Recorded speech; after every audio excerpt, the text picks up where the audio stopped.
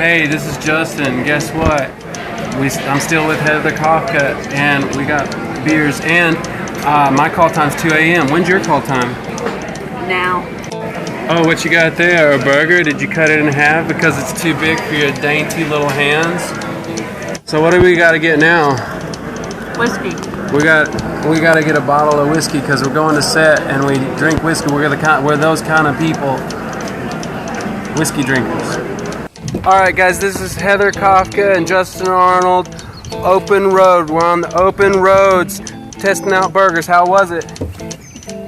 It was a good one. Heading to set now. Gonna make movies. It was time to go get some bourbon, and guess what? I did. I'm ready.